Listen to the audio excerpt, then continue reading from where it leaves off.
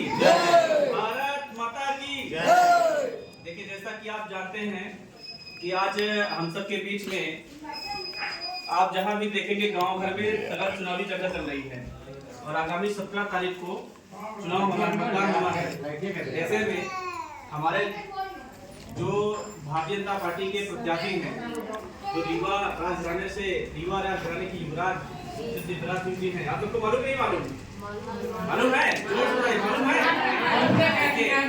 क्या है कि ये बड़े सौभाग्य की बात है, हम सब के लिए सौभाग्य की बात है कि जो व्यक्ति इतना पढ़े लिखे, विदेशों में गए, पढ़ लिखे, शिक्षा पूरी करके और फिर राज परिवार से है, तो उनको किसी चीज की कमी नहीं है। अगर हम जिस प्रकार से हमें कहे ना कि जो ऐशो आराम की सुविधाएं होती हैं वो सब उनके पास उपलब्ध है, लेकिन फिर भी वो आज सिरमौर की जनता की सेवा के लिए आज देखें गांव-गांव, गली-गली घूम रहे हैं। आपने देखा कैसे उनका प्रवास चल रहा है, मेड़ से देखते हुए किसी झोपड़ी में पहुंच जाते हैं और किसी घर में पहुंच जाते हैं, ऐसे उनका प्रवास निरंतर चलता रहता है।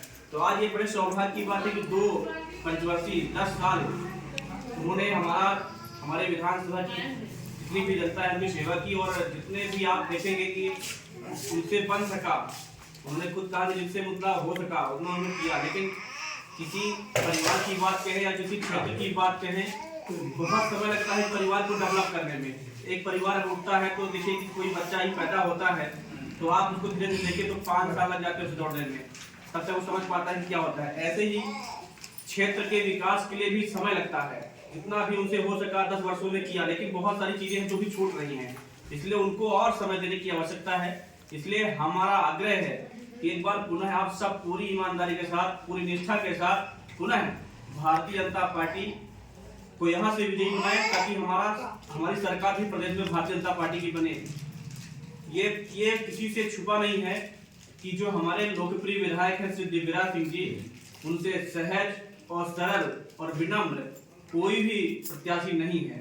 ये आपने देखा भी होगा, उनका जब भी किसी से मिलते हैं तो उनका हाव भाव, मिलने का तरीका, कोई छोटा सा बच्चा भी जाके सरलता से अपनी बात रख सकता है और माननीय विधायक जी उसको बहुत गंभीरता से लेते हुए उस कार्य को पूरा कराते हैं। तो दोबारा उनका श्रेय लेने के लिए घर नहीं आते कि हमने ये करा दिया आपका। ऐसे निष्ठावान, सहज, सरल विधायक जी हम सबको मिले हैं, तो हमारा भी कर्तव्य बनता है कि हम उनको और समय दें और मुझे लगता है कि अगर इस बार बन जाएंगे तो मंत्री भी बनेंगे और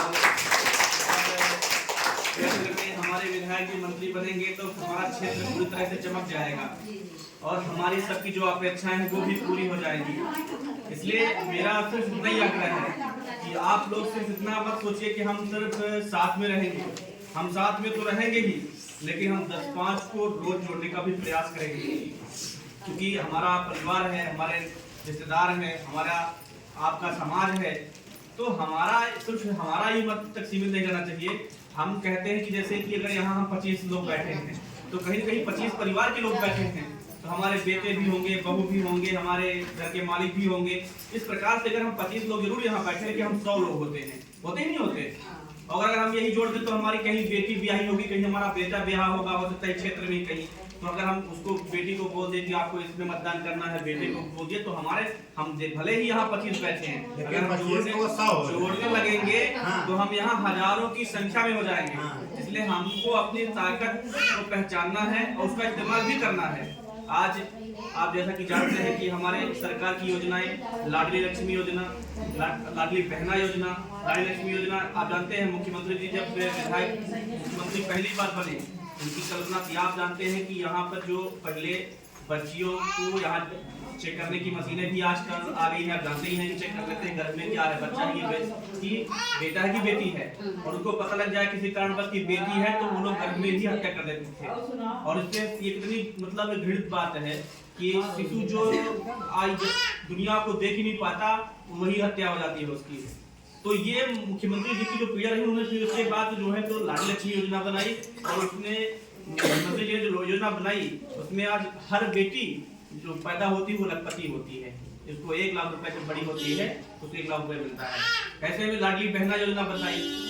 हम कहते हैं कल हमारे के बीच में एक ऐसी बैठक हो रही थी तो किसी ने मजाक में ही कहा किसी से कि बताओ, कहीं के हृदय में हाथ रख के बता दो कि अपनी पत्नी को कभी 1000 रुपए धोती के लिए दिया है तो कहीं नहीं, जीवन में नहीं है। मतलब उसने स्वीकार किया कि हाँ हमने कभी नहीं दिया 1000 रुपया। लेकिन आज ये मुख्यमंत्री जी हैं कि आज 1250 रुपया अपने खाते में डालते हैं। आता ही नहीं आता, हाँ 1250 आता ही नहीं आता। इस बार जब आप लोग का पूरा सहयोग हो जाएगा, जिसका नहीं मिलता है क्या कि देखिए, जितने लोगों ने ये डिसीजन किया है और जिन लोग वो दायरे में हैं उनको सबको आता होगा। किसी का हो सकता है किसी कारण बस छूट गया हो। तो जब हमारी ये सरकार बनेगी तो मुख्यमंत्री जी ने कहा है जैसे ही हमारी सरकार बनेगी तो योजना का लाभ भी बंद नहीं होगा, ये चलता रहेगा। अभी मुख्यमंत्री जी ने कहा है कि ये राशि जो 1250 है इसको बढ़ा के मैं 3000 तक ले जाऊंगा, तो उसका 3000 तक ये जाएगा। आप सोचिए कि आज कोई व्यक्ति 10-15 हजार रुपए कमाता है तो 3000 रुपए बचा नहीं पाता। कोई बचा तो बताओ है?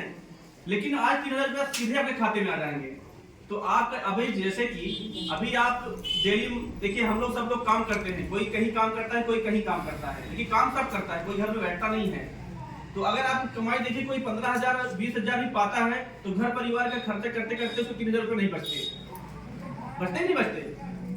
लेकिन आज अगर 3000 रुपये आपके सीधे सीधे खाते में आ गए और आप जितना पहले मिलता था उतना कर ही रहे काम, तो वो तो आपका सेव हो गया ना, कितनी देर बच गया। और किसी ने अगर 2-3 महीने बाद निकाला, जैसे मान लीजिए कि किसी ने 2-3 महीने बाद पैसा निकाला, नहीं निकाला, क्या ही नहीं निकाले, दूसरे किस्त आ गई, तीसरी आ गई, तो उसके खाते में 5000 रुपए पड़े होंगे। अभी 5000 कम नहीं होंगे खाते में जो न निकाला होगा पैसा। और 5000 किसी बड़े काम, घर का कोई बड़ा काम आप कर सकते नहीं कर सकते। देखिए ये तो होगी लाडली बहना योजना। फिर आप देखिए प्रधानमंत्री आवास योजना, अभी हमारा नगर परिषद बना, नगर परिषद एक बार सिर्फ एक पूछी कि अभी आवास आया है, हो सकता है किसी का छूटा होगा किसी का आया होगा, लेकिन जो पंचायतों में पहले जो राशि आपको 1.5 लाख मिलती थी वो नगर परिषद में 2.5 लाख मिलता है। 1,20,000 पंचायत मिलता था, लेकिन अब यहाँ कितना मिलता है 2.5 लाख रुपए।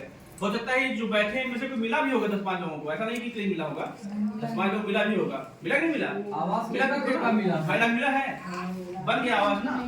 बताइए कितनी खुशी। मैं अपने बीच के सभी साथियों से भी ये कहता हूँ कि कोई भी व्यक्ति कमा के 2.5 लाख रुपए का मकान नहीं बना सकता है। अभी इतनी महंगाई है कि घर का खर्चा भी चलाना है और उसको 2-4 लोगों का पालन पोषण भी करना है। तो ऐसे में वो व्यक्ति अगर सेविंग करता भी जाएगा तो भी 2.5 लाख का मकान नहीं बना सकता। लेकिन देखिए धन्य है ये प्रधानमंत्री मोदी जी, हम लोगों का बड़ा सौभाग्य है कि हम लोगों को प्रधानमंत्री आदरणीय श्री नरेंद्र मोदी जी मिले हैं। दूसरे देशों के लोग कहते हैं कि काश मेरे पास भी मोदी होते। हमारे देश की हम लोगों का बड़ा सौभाग्य है कि हमारे देश का प्रधानमंत्री एक बहुत गरीब घर से उठते आज देश के प्रधानमंत्री बने।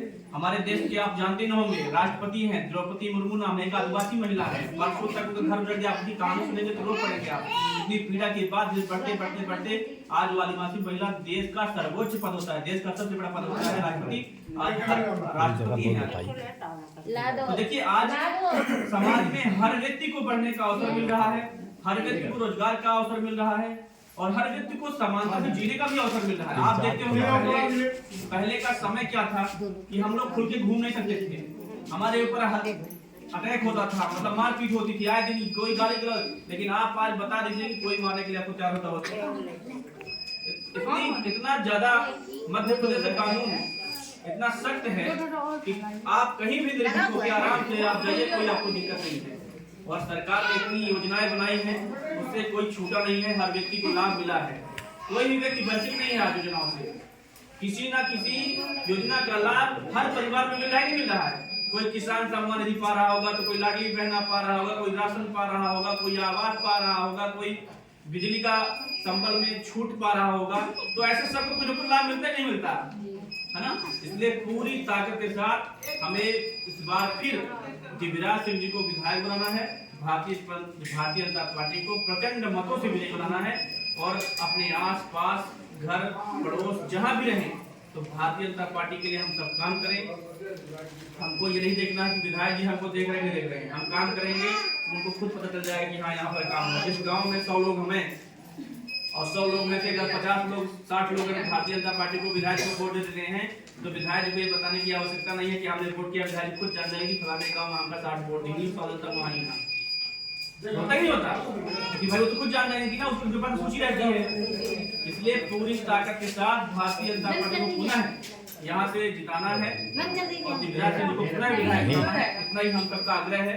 आज हम सबके बीच में हमारे नगर के अध्यक्ष प्रतिनिधि संजय जी हैं। लाइट नहीं है चाचा। और इस नगर परिषद फिर से चालू करो आगे। जो 15 नंबर के पार्षद हैं, उनके प्रतिनिधि के हैं पति हैं आज प्रमोद मिश्रा जी हैं। 11 नंबर के हमारे जो पार्षद हैं सुनीता तिवारी जी, उनके पति प्रतिनिधि कृष्ण तिवारी जी हैं। हमारे बल्ब चालू कर दीजिए ताऊ। सरपंच रहे कोटा के हमारे पूर्व सरपंच रही ममता जी, बहुत बाहर ही हमारे गांव की यहाँ हमारे बीच में अरे जो बल्ब चालू करो आर्यन, बटन चालू कर दो। हाँ हाँ ये आर्यन चालू कर दो बटन। लगे रहते हैं। अरे सुनता है तो एक कार्यकर्ता ही हूँ, लेकिन मेरा आग्रह है कि एक बार पूरी निष्ठा के साथ अपन लगेंगे तो मुझे लगता है सब ठीक हो जाएगा। और करने की आवश्यकता ताऊ बंद कर दी। ताकत के साथ पूरी ईमानदारी से भाजपा के लिए काम करेंगे तो हमारा विकास खुद हो जाएगा। यही कहते हुए मैं अपने विराम देता हूँ और पुनः कहता हूँ भारत माता की जय, भारत माता की जय। देखिए आप बैठेंगे ऐसे,